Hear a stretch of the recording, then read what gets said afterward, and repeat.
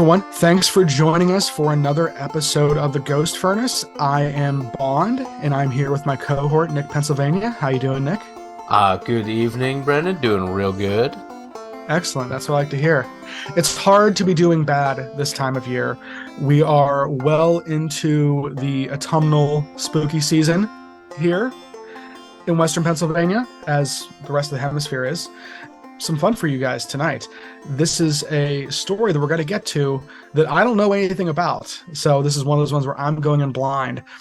But before we get to the story that Nic has for us tonight, I just wanted to do a few pieces of housekeeping. One, we just want to just kind of say thank you. We had a listener who is a professor at a local university out here send us a really nice email. I know we tell you guys a lot to reach out to us if you have any questions, comments, concerns, feelings. And really, anytime someone gives us any kind of feedback, it really does make our day. So if you have any thoughts, feelings, concerns, stories, we would really love to hear them. We've gotten a lot of traffic over at our Instagram page, but you can also just send us an email at theghostfurnacepodcast@gmail.com, or just find us on Facebook. And just reach out. Let us know what you think. That's something that just really helps us shape where we're going with this podcast, and really just kind of keeps those fires lit for us. Tonight, like I mentioned, Nic has a story that I'm going into blind. So without any further ado, Nic, why don't you tell us what our story is tonight? I will, and I apologize ahead of time. My allergies are kind of doing a little crazy thing. I think I was in the same position the last time we sat down together and have a conversation. So if I mute myself here for a moment, I'm just taking a second here. But yes, it's my favorite time of the year, and autumn here in western central Pennsylvania went on like a light switch. We were 80 degrees, 80 degrees, 80 degrees, and then overnight the high dropped 20-some degrees, and we have been in the 50s ever since. It was an immediate thing, and it really did correspond with a really noticeable change in the leaves. So I know I'm enjoying it. I was out in Clarion, Pennsylvania today and had a really lovely ride for work to and fro, and seeing everything and just feeling the crisp mornings and just a very comfortable afternoons. Okay. It seems too that this time of year, I know you've heard me say it before, I feel like I could have been a really phenomenal lighthouse keeper. It speaks to me. The isolation, it seems eternally autumn, the angry waves, the boats, the climbing a tower, the wearing a slicker, the cool hats. I mean, the little huts, houses are just... everything about it appeals. It is probably absolutely nothing like the fantasy I have in my head, but, you know, in these days of automated lighthouses, a true lighthouse keeper is probably a lot like the Maytag man, which is, you know, the old slogan being something to the effect of the less they do, the better it is. So I was actually looking and doing some research into a spooky ship story. But but I'm not ready for that yet. But I did want to say I am on that kick, and I get this every year or so around this time, where I am just reading about shipwrecks and about storms, especially those upon the Great Lakes. So I do want to just kind of give a mention to Big Old Boats, a YouTube channel I have been watching and listening to while I'm working, and I think it's really phenomenal. And it turned me on to a story that I want to delve a little deeper into, kind of the spooky, vaguely supernatural elements thereof. But that will be at a future time, because our good friend Heidi, who I saw just last weekend, had turned me on to a story, and it's timely. And it is Pennsylvania. I know we've been a little Pennsylvania-centric lately, but it is on the complete opposite side of Pennsylvania from us. This is a story that takes place in Reading. And just the other day, we are recording this on a Wednesday, over the weekend, there was a very important funeral. I'm going to be a little all over the place because I have about 8 19 different newspaper articles. Okay? Yep. But there was a man who died 128 years ago who is finally being buried in Reading, Pennsylvania. You have my interest. I figured I would. And Heidi thought the same thing, and she was absolutely correct with that. So basically, for years and years and years, this funeral home still exists. It's the Almond Funeral Home in Reading, Pennsylvania. And for decades, up until about 2012, you could go and publicly view a mummified corpse of a man who died in the local prison in 1895. He had been in jail initially for public intoxication, gave a fake name, refused to give his real name, and was put in prison because he was pinned for a burglary of a boarding house. And the police actually found him under some woman's bed when they had arrested him. If I'm not getting my stories mixed up, I'm going to be reading from some older periodicals here. But yes, this man gave this fake name. He gave William Penn as his name in 1895 when he was arrested. He would die in prison in November of 1895. Did I say 1897 before? Because I'm in 1895. Yes, you did. So 1895. I apologize. Okay. In November of 1895, he dies in prison not long after being arrested.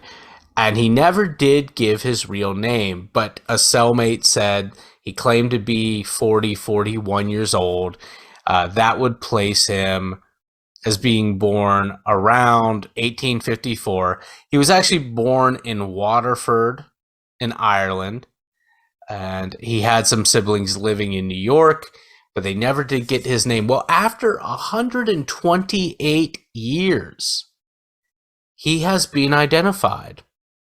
And so he is finally going to be put to rest. Now, this is actually the story of two mummies, a funeral home, and some weirdness, not only about the mystery of who this man was, but also some strangeness that occurred when he was finally being interred this past weekend. So let me give you kind of a rundown. Basically, so I'm going to read a little bit from a recent article by Michael Tannenbaum in the Philly Voice. And I'm just going to go through a couple clips, and I'm going to go through some periodicals of the day. So basically, for generations, and like I said, up until about 2012, you could publicly view this preserved body. He became known as Stone Willy because basically, when nobody claimed his corpse, the funeral home put it on ice, and then after a while, the proprietor of the funeral home, Mr. Almond himself, was experimenting with some embalming methods.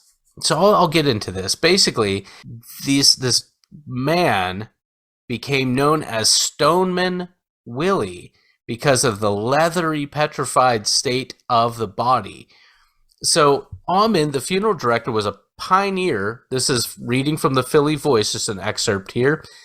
Almond was a pioneer of a new embalming method that emerged during the Civil War. The science of preserving bodies in this way was still experimental. Most local funeral directors were still putting bodies on ice to preserve them before they were buried. Almond wanted to break new ground. There was no written formula, really, quotes Burke County historian George M. Meisner. Almond experimented on his own and came up with a formula that he used to embalm Stoneman Willy. Test samples, and this is quite the cocktail. So there were test samples that were used to figure out, well, how did he embalm him? Because the body is just remarkably preserved, even though it has a very rigid texture. There were very high levels, according to the Philly Voice, of arsenic, cyanide, and formalin. Now, formalin I am not familiar with, but records indicate that Stoneman Willy was arrested twice In the span of about a week in early October of 1895 for public drunkenness and then for breaking into a boarding house. I mentioned all this earlier. He had also been described as a petty thief. So he's arrested in October, dies on November 15th of kidney failure. So Allman took the body into the funeral home that he ran. Nobody claimed the body, and there wasn't much prospect for anyone to claim the body, quoting Mesner again. So he wanted the body to remain as long as possible to see how successful this embalming procedure of his was. Now, Allman himself died in 1933, but his family would continue to run the funeral home until they sold it to the current owners back in 2012. So in the 1950s, state officials from Pennsylvania agreed to allow the funeral home to keep the body there. And efforts continue to be made to confirm the man's identity. Again, I'm quoting from the Philly Voice. The current director, Kyle Blankenbiller, explained in June that this person was a New York resident and an Irish immigrant. He had a reputation for drinking and was likely in Reading back in October of 1895 for a state convention of firefighters. Yeah, so this is just some stuff about him. I'm going to go back to some earlier things. So back in 1895, in the Philadelphia Times, it was stated while he was in prison, when he was near the end, he was asked about relatives. He said that his name was not James Penn, but he refused to give his correct name. He said that he was single, born in Ireland, and he had relatives in New York State.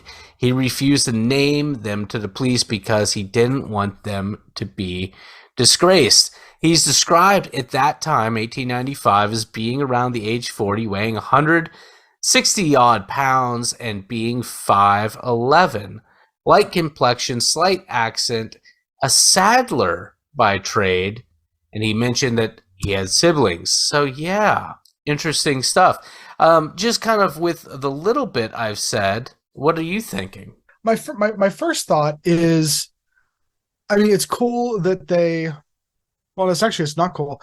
I guess just like practices were very different back then, because the idea of being able to just experiment on a body that has been left there seems like it might have some ethical problems with it. Which, I mean, because if someone submits to that, cool, but if it's just like, I have this extra corpse that I, can now pump arsenic cyanide and a third mystery chemical into Formalin, yeah. That's kind of like, I can see how this could lead to a restless spirit. Also, the fact that it took 55 years for the state to say, oh, you can keep it, to see if you can identify it. I guess he had been petitioning to maintain it because he really wanted to see how the methods work. But go on. Right, but it just that seems like you think after 55 years, like someone would be like, I don't think anyone's coming around for this guy, especially because they had no idea about like DNA or anything like that, obviously. But that just like the situation sounds, I mean, obviously that's what happened if it's in that many articles, but that's just a weird situation to put a corpse into. And if there is anything to the idea of the unrestful dead, as you will, this might be a great formula for that. I do think it's interesting that he didn't want to give his name because he didn't want to disgrace his family. So obviously a man of principle, even though he was a drunken thief, had some or purported drunken thief, but at least had some, codes he was living by. It's interesting that he was from Waterford, because again, I have family there. But yeah, so far, this seems like a very interesting case. The logistics sound insane, but I have a feeling they're only going to keep getting weirder. Yeah, and like I said, there's a couple mummies, so I'm going to read a little bit more, and I will reveal the man's name towards the end of our conversation. But so now I'm going to read from the Reading Eagle, January 3rd, 1979. So not that long ago, a little bit before both of us were born. Give me 1 second here because I lost myself because I'm an idiot. But again, this is considerably after the state had a ruling on this. So this is now, 80 years or so from when the man died. I guess he could still have living relatives at that point that may have known him, but odds aren't looking good. So the idea of, oh, we're keeping this body around just to identify is holding less and less water in my mind. Okay, so yeah, I'm going to read an excerpt from this. Again, this is a Reading Eagle, January 3rd, 1979. Strangely enough, we were quoting in the Village Voice article George M. Meisner, the ninth, apparently. He's the historian, and he actually wrote this article back in January of 79. Again, a few years before you and I were born. The title of the article is Funeral Home is Here 90 Years. I'm going to skip ahead to the part that pertains our guy. So here we go. It's talking about this Almond character, the proprietor of the funeral home, his embalming. And it's going to explain what formalin is, because we're familiar with arsenic and everything else. Formalin, quoting, a substance not readily available, was supposedly the key element. Through a chemical supplier in New York, German-made formalin was obtainable at considerable expense. He, Almond, ordered 2 pounds. Almond was so impressed with the remarkable properties of the substance based on his limited experimentation that additional amounts were procured. He became convinced that the use of formalin would constitute a major improvement in the embalming procedure if only he had the chance to prove his theory in a practical way on a suitable subject. A transient with larceny in his heart, whose true identity has never been ascertained, made his way to Reading for a firemen's convention and the easy pickings associated with such occasions, especially as mounted years ago. Early in the festivities, he was arrested for drunkenness and incarcerated. Almost immediately after his release, he was remanded to the prison in City Park on a burglary charge stemming from an incident at a West Reading boarding house. He was picked up, or pulled out would more accurately be the phraseology, after being apprehended under some female tenant's bed on October 7th, 1895. James Penn, the alias given by the thief, did not take well to prison life. Records indicate he tried unsuccessfully to hang himself with a handkerchief. The resulting marks were still visible on his neck. At 9:40 p.m., Tuesday, November 19th, 1895, the prisoner died in his cell due to acute uremia. He was kept on ice pending removal by the next of kin. Almond perceived this as an opportunity for the unfortunate ne'er-do-well to serve some useful purpose in the interest of science. The undertaker sought and received permission to remove the remains to test the effectiveness of formalin as a preservative. The body was to be kept under observation to determine the length of time mortal remains could be kept in a satisfactory manner.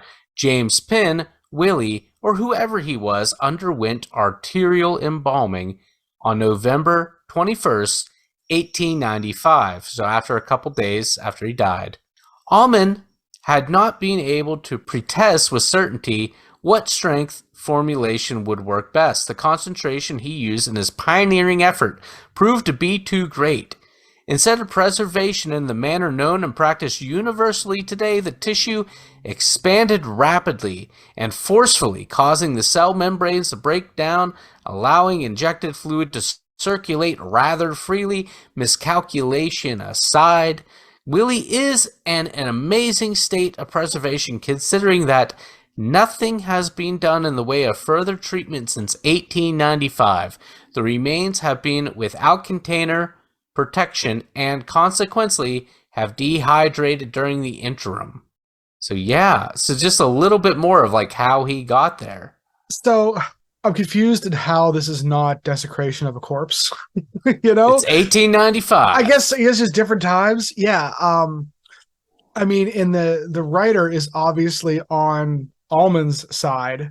Like, I feel like back in the day, calling someone a ne'er-do-well, that's verging on slander. Well, remember, this is 1979. The writer's calling. Oh yeah. Oh geez, this. Yeah. This is that article I just read. I'm a little suspicious of this writer. I mean, I think the accuracy of it's probably just fine, but this is certainly not down the middle journalism, in my opinion. Well, here's some more because remember, I told you there were two mummies. Yeah, I'm curious to see if yeah. Please continue. Okay, so I pulled up another article. Like I said, I have a whole bunch of newspapers out in front of me. This again comes from the Reading Eagle in June 29th, 1913. This is a shorter article, so I'm not going to go. I'm going to read the entire thing. It is corpse of suicide has become mummified in morgue of local undertaker. Remains of Michael Pohanski never claimed by relatives and still unburied demise occurred just 18 years ago. Now, quick aside before I read this up. It's Pohonski. Pohonski. I'm not sure. I'm gonna do my best to stick with one and be consistent with it. So here I go. A dead man rolled from an obscure shelf in Almond's morgue the other evening. The body was probably disturbed by the jarring of a passing streetcar. As the body struck the cement floor, a shrill metallic clang echoed and re-echoed throughout the vaulted morgue. The corpse was returned to the elevation from which it had fallen. Just 18 years ago, the man committed suicide in the Berks County Jail. His name was Michael Pohonski. He was a prisoner then, 25 years old, serving a 2-year sentence for stabbing a fellow countryman. Pohonski had but one more week of imprisonment before he would gain his freedom. At that time, a cellmate told him in a joking manner that a retrial of the case had been announced and new evidence pointed that Pohonski had to hang. This was not true because Pohonski's victim had fully recovered from the knife wounds in the abdomen. Yet, Pohonski, living under the dread fear of things as they might be, recovered or received the news with all seriousness. He was an orderly among the population of the prison, trembling with the thought and disgrace that he must publicly hang for an offense against society. Pohonski went in search of other means to end his life. He procured a window cord. It was more like a thick rope and served the purpose of holding heavy weights which raised and lowered the large and dusty windows. Without the loss of a moment, the ill-fated man went into the prison yard. There he mounted a high weeding machine and unseen fastened the window cord to a protruding stone in the thick walls. Later, he was discovered by guards. His body was dangling by the end of the rope. Real quick aside, this newspapers, if you've never read them in the 19th century and well into like the 1940s, they're pretty rough and straight with the facts of the matter. Mm-hmm. Mm-hmm. So going on, I am going to skip ahead real quick. As the body was not claimed at the morgue, Mr. Almond experimented upon it with a new embalming fluid, which he had concocted at the time of the suicide. Then embalming was very much in its infancy. The wonderful methods of preserving a body in vogue today were unknown 18 years ago. The fluid, of which Mr. Almond is the originator, was tried with marked success. Today it is used in nearly all over the United States. The embalming liquid placed Pohonski's body in a mummified state. It will remain as such as long as time lasts. The elements cannot destroy it. It has been termed everlasting. At first, the corpse was white and was encased in glass. For more than a dozen years, it has been free from any casing. The exposure to air and light has caused the body to turn a yellow color. As the years go by, this will change to a dull bronze. Likewise, will the texture of the body increase proportionately in its metallic hardness with the transformation of color. Many people have looked at the silent man. Medical students from the University of Pennsylvania and large colleges have come to Reading in a class to examine what they pronounce a very unusual condition. Many renowned doctors and embalmers have made long visits to Mr. Almond's morgue. Mr. Almond was not desirous of keeping the body. The necessity of caring for it was really compelled upon him. The tragic end of Pohanski became an important news story throughout the country. A number of letters and supposed relatives came to Reading from remote states, but not one person could make definite claim to the corpse.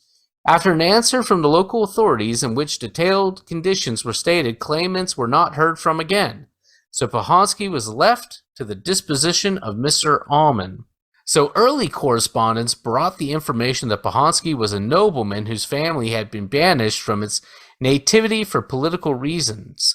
To ascertain the correctness of this, one of the foreign consuls at Washington was communicated with.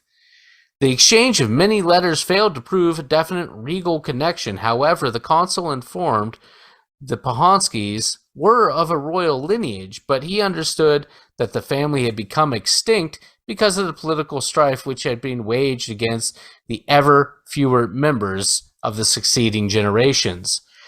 The fight and circumstances which made Pohanski's corpse a matter of curiosity took place on the Walnut Street Bridge. According to the police records, it was a fight for a girl. Pohanski ran a large knife into the abdomen of his friend as he passed over the bridge in company with a girl in question, to which Pohanski had offered his hand. The girl and Pohanski fled, according to the records. Later, he was arrested at Mount Penn in company with the girl. So, yes, there is more. It talks about how rigid, how stone-like the corpse is, and of course, this man hanged himself in 1895, maybe 1896, thereabouts, the same time that our Willie Stoneman did. However, Michael Pohanski would be interred, and I'm going to have to look up when he was buried. But what are your thoughts now? He's very committed. So, yeah, he is certainly very committed. Again, just I guess we have to, in fairness, just strike this up to just like different times in some ways. Like, this doesn't seem ethically or legally right, but obviously the state didn't care, I guess, which is sad. I mean, both these people they were going through some stuff, obviously. The two people that ended up being corpses, they were both immigrants, it sounds like, and didn't have, family around that were able to claim them. I'm not sure if that would have stopped Mr. Almond, but it's just it's so hard to imagine like that, something like that happening at any time. But like you said, like at this time, practices were different. And you even mentioned that they didn't even have embalming at this time. So this was an early, scientific, escapade this guy was on. The fact that, students were coming to see it is, I think interesting, and shows that it wasn't like this was something that wasn't like it was a body that was hidden and being experimented on like some crazy person. He was obviously known for it, and sounds like possibly even celebrated. I mean, definitely he was committed to the craft of embalming. These are people who nobody's claiming.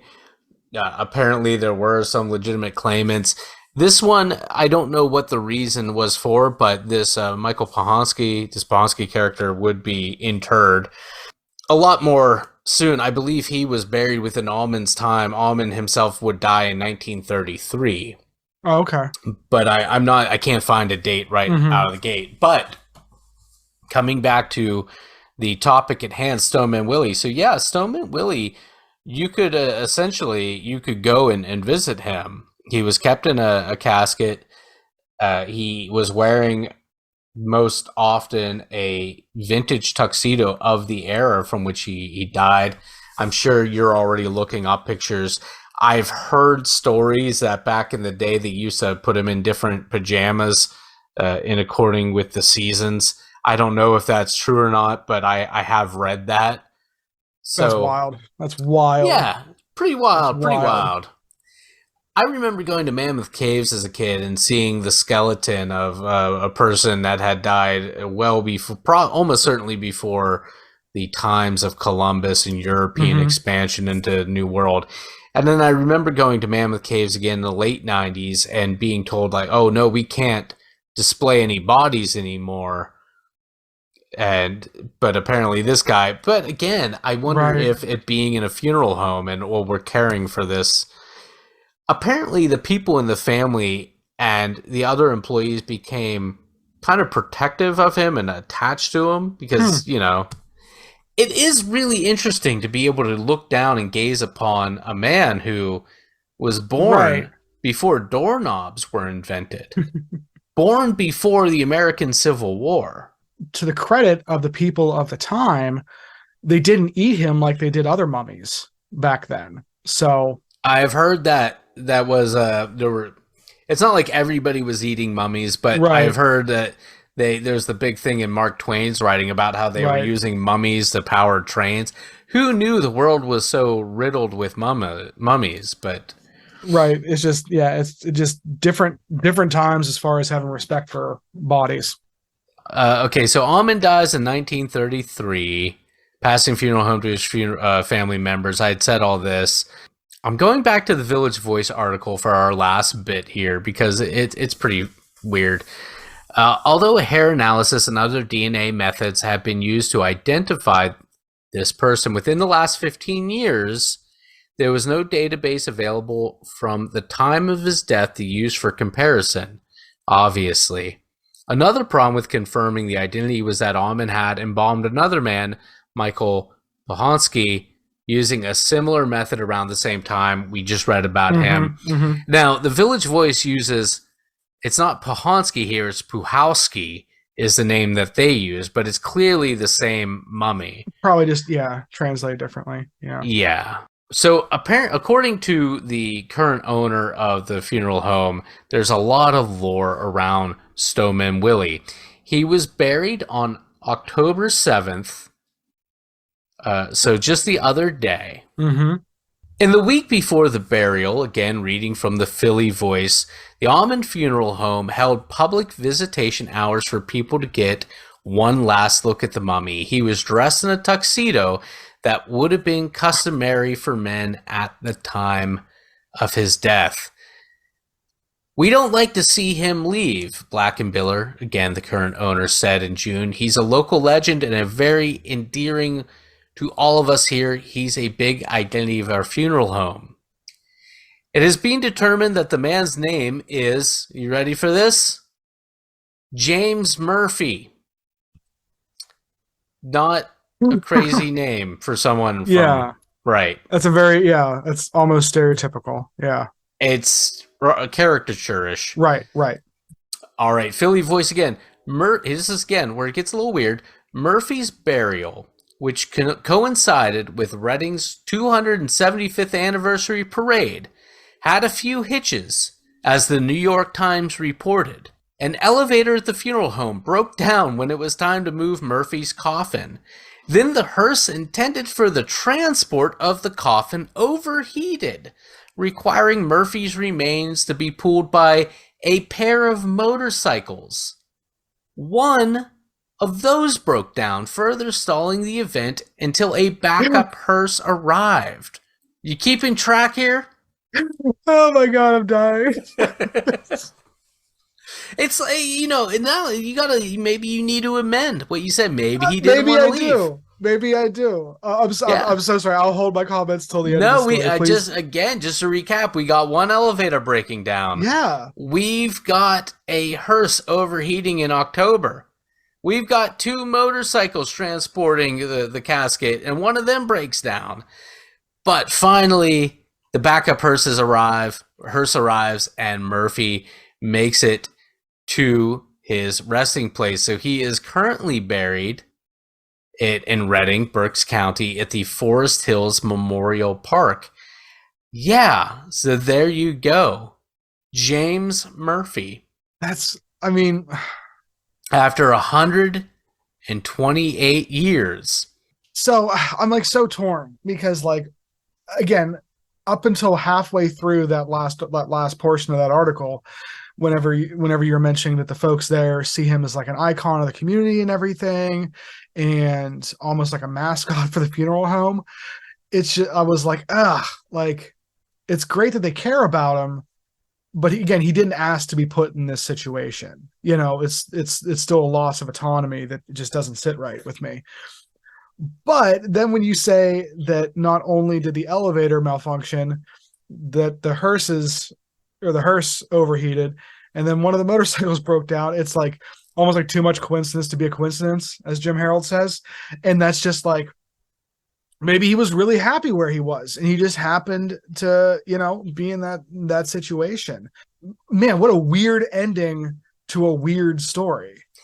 Now, Heidi didn't know all that because, of course, when Heidi had sent me the story, none of that had yet transpired. Okay. And this Philly Voice article obviously had not been written yet. But it is interesting that there was a mummy sitting in a funeral home for 128 years in Reading, and that my assumption is that Alman, the funeral director at the time who ran this, really kind of a progressive funeral home at the time, because he had a fleet of motorized hearses in 1914. Which is saying Think something. about that. Yeah. Pretty interesting. And I'm assuming these are not his only mummies. Certainly, that's a good if question. his embalming practices took off.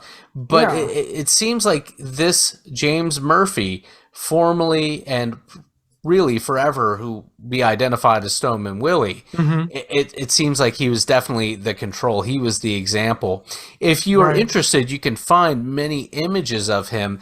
He was named, initially nicknamed Stone Willy because of how hard the skin got in the article from 1913 about the 18-year-old mummy of Pohonsky or Pohowski, depending on when you're reading the newspaper article.